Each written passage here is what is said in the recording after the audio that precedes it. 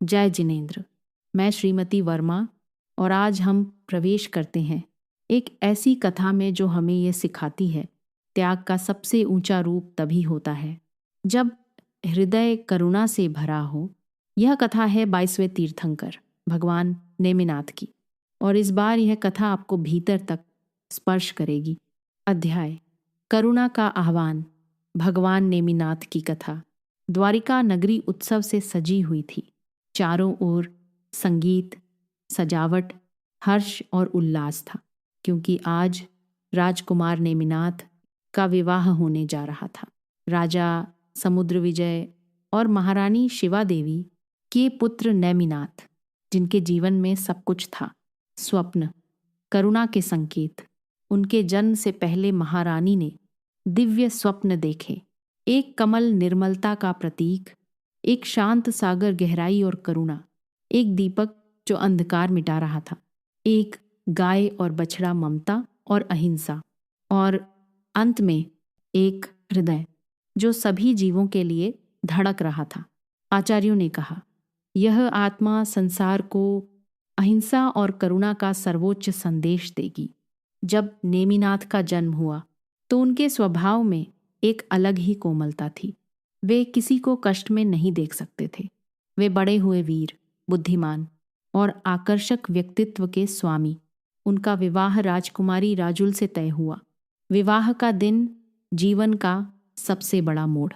द्वारिका सजी थी, बारात निकल चुकी थी, संगीत बज रहा था, पर अचानक नेमिनाथ के कानों में एक और आवाज आई, पशुओं की करुण पुकार। उन्होंने देखा सैकड़ों निर्दोष पशु बांधकर रखे गए थे विवाह भोज के लिए। उनकी आंखें भर आईं। उन्होंने पूछा, इनका क्या होगा? उत्तर मिला, महाराज, आपके विवाह के लिए इनका वध किया जाएगा। वह क्षण उनके जीवन का सबसे बड़ा मोड़ बन गया। अंदर का संघर्ष, एक ओर राजुल, परिवार, समाज, दूसरी ओर निर्दोष जीवों की पीड़ा। कुछ क्षण के लिए सब कुछ थम गया। फिर उन्होंने अपने हृदय की सुनी। त्याग, करुणा की जीत। उन्होंने तुरंत निर्णय लिया, मेरे सुख के लिए किसी का जीवन नहीं लिया जा सकता। वहीं से उन्होंने बारात लौटा दी, विवाह त्याग दिया और उसी क्षण उन्होंने संसार का भी त्याग कर दिया। वे बन गए मुनि नेमिनाथ। साधना, करुणा से ज्ञान तक।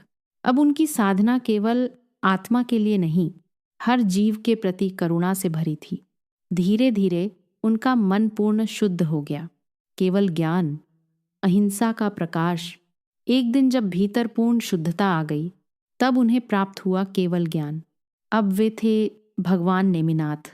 उन्होंने सिखाया, अहिंसा केवल वचन नहीं, जीवन का निर्णय है। निर्वाण, करुणा की पूर्णता। अंत में उन्होंने गिरनार पर्वत पर निर्वाण प्राप्त किया। समापन भाव। हम अक्सर अपने सुख के लिए दूसरों को भूल जाते हैं, पर भगवान नेमिनाथ सिखाते हैं, सच्चा धर्म वही है जहां हमारा हृदय हर जीव के लिए धड़कता है। इसी करुणा भरी अनुभूति के साथ 22वें तीर्थंकर भगवान नेमिनाथ की यह हृदयस्पर्शी कथा यहीं पूर्ण होती है। अगले चरण में हम आगे बढ़ेंगे 23वें तीर्थंकर की ओर। हमारे साथ जुड़े रहिए। जय जिनेंद्र। अपनी भावना कमेंट में ज़रूर साझा करें। आपका एक लाइक हमारे लिए हौसला है और शेयर करना ना भूलें। हमारे साथ इस सफ़र में बने रहें। चैनल को सब्सक्राइब ज़रूर करें। दिल से धन्यवाद।